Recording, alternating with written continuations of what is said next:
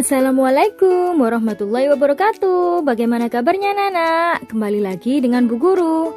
Hari ini kita akan belajar tema 6, subtema 2, pelajaran PPKN.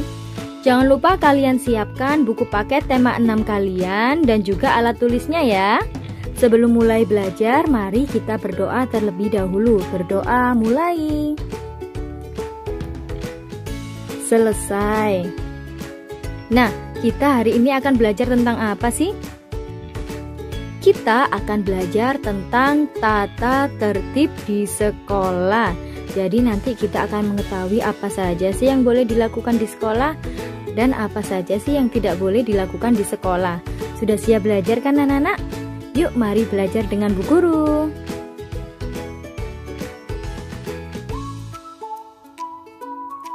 Nah, kalian buka buku paket kalian pada halaman 55. Di situ ada bacaan seperti berikut. Mari membaca bersama yuk. Lani memiliki kebiasaan-kebiasaan yang harus dilakukan ketika memelihara hewan peliharaannya. Ketika memiliki kebiasaan yang harus dilakukan dalam kehidupan sehari-hari, sebagai pelajar kita memiliki tugas belajar. Kita berangkat ke sekolah untuk belajar di sekolah. Kita tidak boleh terlambat di sekolah.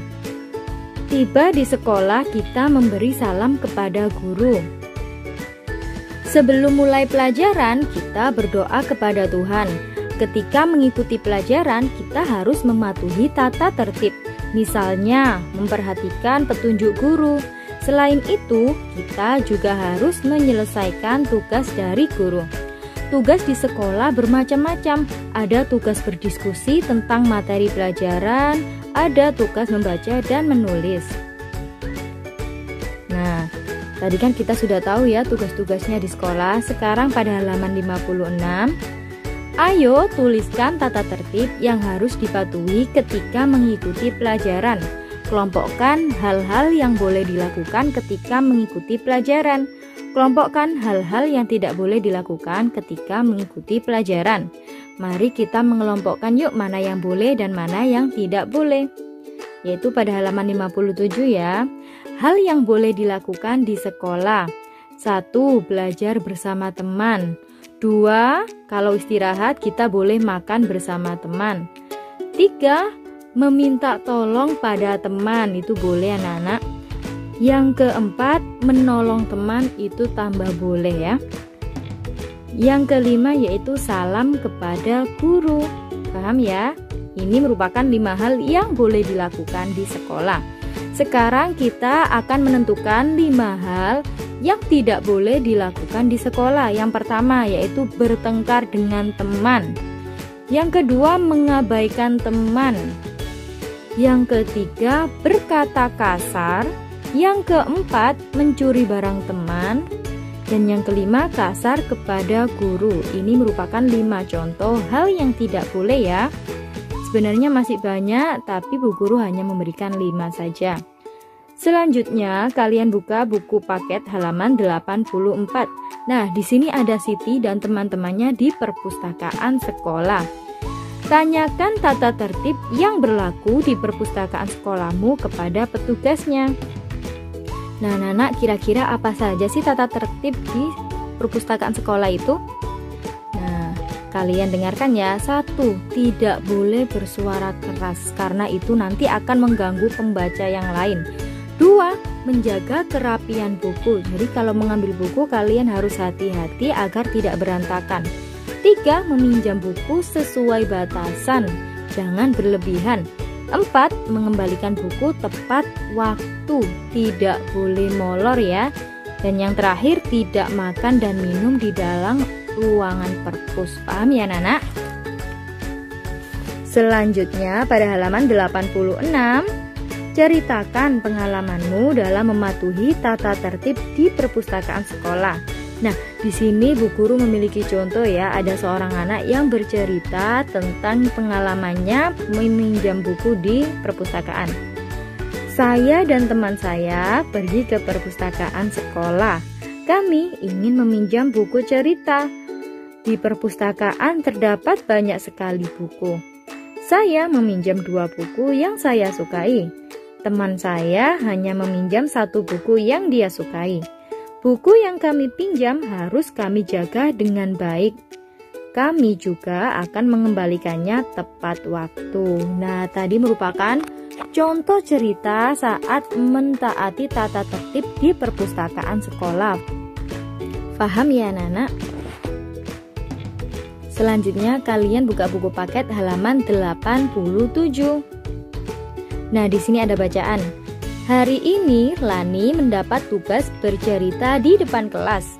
Lani bercerita tentang hewan peliharaannya. Hampir semua teman Lani memperhatikan. Namun, Udin dan Beni mengobrol saat Lani bercerita. Siti dan Dayu pun mengingatkan mereka. Memperhatikan orang yang berbicara di depan kelas adalah tanda kita menghormati orang lain. Nah, pesannya apa sih pada teks ini? Yaitu memperhatikan orang yang berbicara di depan kelas adalah tanda kita menghormati orang lain. Ingat, kita harus menghormati siapapun ya, entah itu guru atau teman-teman kita. Selanjutnya pada halaman 95 ada bacaan, mari membaca yuk. Pada waktu istirahat, Siti, Dayu, dan Beni bermain di lapangan. Di dekat lapangan ada kolam kecil. Siti dan Dayu sedang mengobrol, sedangkan Beni melihat ikan di dalam kolam. Nah, berikut percakapannya ya, Siti. Aku senang sekali belajar tentang peraturan yang ada di sekolah. Jadi, aku makin tahu hal yang boleh dan tidak boleh dilakukan. Dayu, betul sekali Siti. Beni, selain itu, aku juga suka belajar cara memelihara hewan di sekitar kita. Jadi, kita tidak boleh menyakiti hewan. Dayu, aku setuju denganmu Beni. Ikan di kolam ini juga harus dirawat. Tiba-tiba Edo lewat dan membuang sampah ke kolam ikan. Beni, Edo, kenapa kamu membuang sampah ke kolam? Itu namanya melanggar peraturan. Edo, oh iya, aku lupa. Baiklah, aku akan mengambil lagi sampahnya. Maafkan aku teman-teman. Nah, Nana, dari cerita tadi kita bisa menyimpulkan saat itu Siti dan teman-temannya sedang mengobrol. Lalu ada Edo yang tiba-tiba membuang sampah sembarangan. Apa yang mereka lakukan, anak-anak? Mereka mengingatkan Edo untuk tidak membuat sampah sembarangan ya. Mereka mengingatkan Edo untuk tidak membuang sampah sembarangan ya. Nah, sebagai siswa yang baik, apabila ada teman yang berbuat salah, kita juga harus mengingatkan dengan baik ya. Nah, sebagai siswa yang baik juga kita harus bisa menjaga kebersihan lingkungan agar tetap sehat ya. Nah, selanjutnya pada halaman 96 kita harus mengisi 4 pertanyaan berikut. 1.